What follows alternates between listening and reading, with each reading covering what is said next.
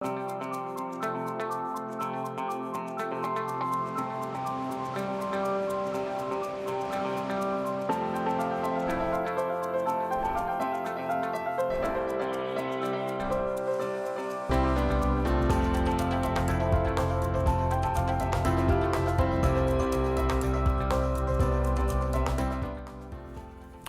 and Across the Fence, two new books by UVM professor. One takes readers overseas, while the other goes behind bars. Good afternoon, and thanks for joining us. I'm Keith Silva, in for Judy Simpson. I thought it was appropriate, since we're talking today about books, to open with a quote from St. Augustine. The world is a book, and those who do not travel read only one page.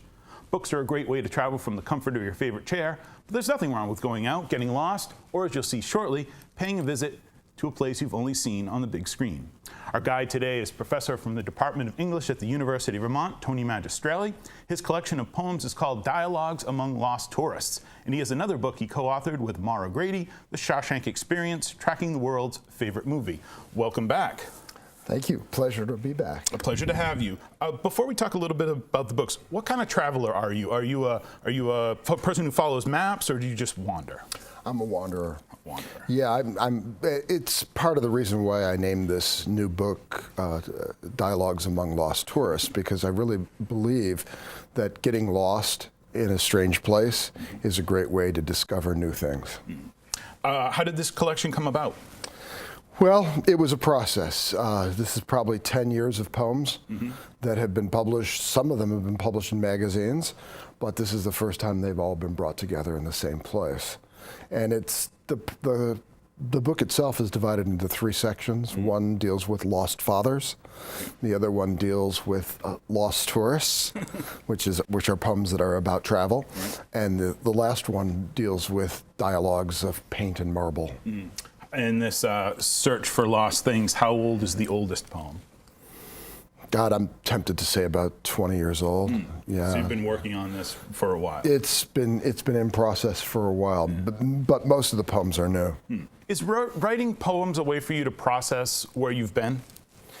It is. It's a way to process where I've been, but it's also a way to understand where I've been. Because a lot of times you don't really understand the experience that you've had, even the smallest experiences that you've had, until you can write about them. Writing brings it together. Is it different writing in a journal and saying, I went here, I did this, as opposed to then trying to form a poem and make some sort of artistic statement out of it? Yeah, I think there's a chasm between the kind of writing that you say, this is where I've been, this is what I did today, and what happens when you write a poem. Because one is simply a log, a recognition of the places and times and experiences. The other one is, the poem is something that takes those moments and turns them into art. And that's why that whole process thing, you're saying why it took you, sometimes 20 years, 10 years, or even, a month, a few months. It takes time to process and figure all that stuff out. It also takes time to write. I mean, when you're trying to write a poem, a lot of times it goes through revisions, and what it looks like in its first draft is not at all what it looks like when it finally comes out in print. Right. Well, one of the places you visited stateside is the Ohio State Reformatory in Mansfield, Ohio. What brought you there? Well, I've always been a fan of the Shawshank Redemption, the film, but this happened to be its 20th anniversary since its theatrical release. And the person who actually co-wrote this book with me was a student of mine 25 years ago. And she decided what better person to have come but somebody who wrote the book on Stephen King's film adaptations to do the keynote. So I did that. I said, oh, this is going to be wonderful. I'll get to see the Ohio State Reformatory, which is, of course, the setting for the Shawshank Redemption, and I'll pick up a check, and everybody wins. But it turned out to be much more than that. It turned out finally to be a poem. Finally to be a poem. I'll ask you that in a little bit. What is this place like? Is it worth the trip? I've been told this is not sort of near downtown, near some sort of downtown Mecca in Ohio. Well, it's in Mansfield, Ohio, and Mansfield is located approximately midway between Cleveland and Columbus. Okay. So it's on nobody's route. Okay. But and Mansfield is a place that looks like it's on nobody's route. It's down on its luck. Every third building is hollowed out, windows broken, empty warehouses. You're not selling this here. Well, it's not a place you go to visit unless you love this film. Okay. If you love this film, everything's there. The prison where it was filmed, the places that became part of the film. I mean, it truly is a journey to, I think, the center of this film. I was doing some research, and this is not just sort of for fun. People have their weddings there. They hold receptions there. This is a big deal. This is a meeting place for pilgrims. It's almost a religious site. Well, you know, the prison was scheduled to be demolished in 1990. I think it was 1990, and when Darabont, the man who directed the film and wrote the screenplay, when his crew found it, they said this was perfect because, of course, it was uninhabited, but it also had all of the trappings that they wanted to pull this film off. Well, after this film became popular in 1994, and now, of course, as I think many of your audience knows, has become the #1 film of all time, according to the Internet Movie Database, at least, and according to a lot of fans, right? Once it became that famous, the community began to recognize, my God, we've got something really important here.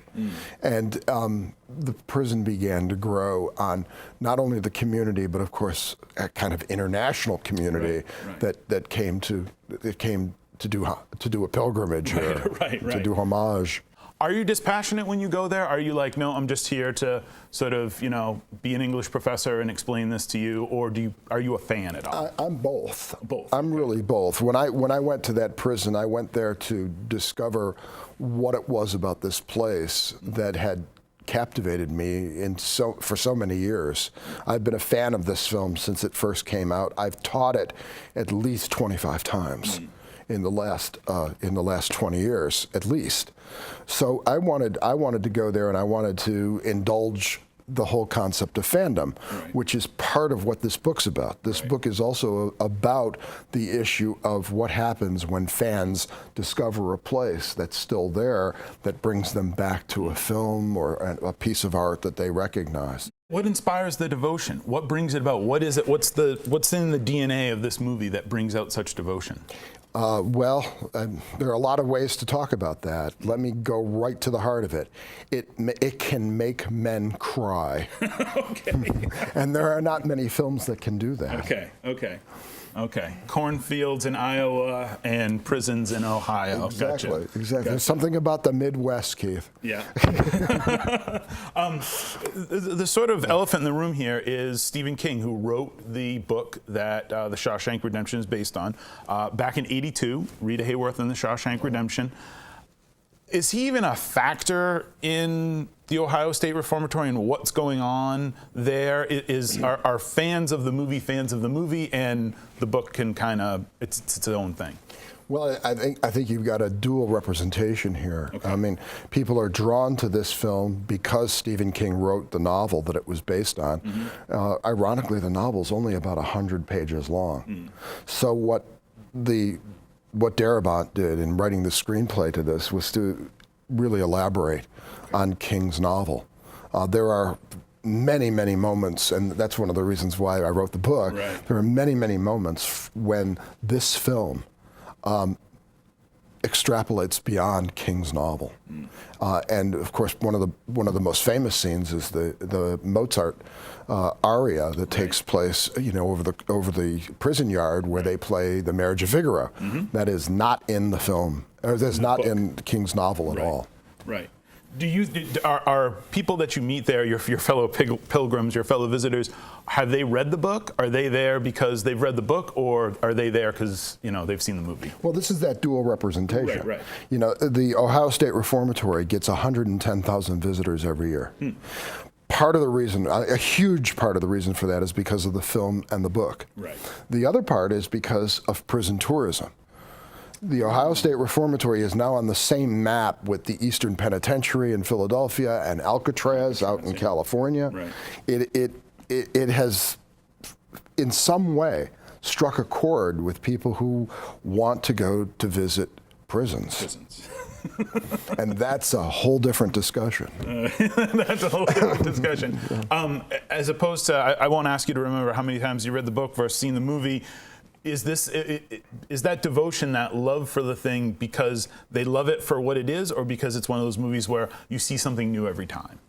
That's a really good question. I think you do see something new every time, because it is a complex and deeply a meaningful film.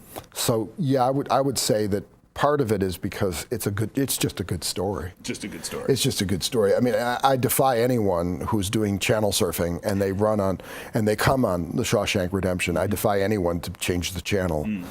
After 2 or 3 minutes of watching it, you just get sucked into it. And we've talked about this before. One of the things that's fascinating about it is it was a hit on basic cable. So you had to watch commercials in between. This wasn't like a big DVD hit. So it is sort of, when you're channel surfing, you'll sit through the commercials to watch the Shawshank Redemption. Well, it's always on television. Right. You can find it almost every couple of months, again, on television. But it's got an interesting history in terms of its audience. It began in 1994 as a film that did not make enough money. It started off badly in terms of box office, but it caught fire with DVD, not DVDs. Cable television. Not cable either. VHS. Oh, sorry, VHS. It began with VHS and word of mouth. Okay. And that's what made this film take off. In 1995, it was the #1 requested VHS recording. 95. That wasn't so long ago. About 22 years by my reckoning. Yeah, but the technology changes in 22 years. That's right. Just about a minute left. When students, all your students who you teach encounter it, have they already seen it? Is it fait accompli that they've already seen it? They haven't, but their fathers have. Okay. Very good. Very good. I always tell them, make sure before I teach the film, I say, make sure you write home or call your father, text your father, and tell him you've got Shawshank this week, and it'll break his heart. Okay. No one was texting their dad back in 1995. They weren't. Have you written a poem, an ode, a dirty limerick, perhaps, to Shawshank? No. All right. Well, when you do, we'll check back in with you.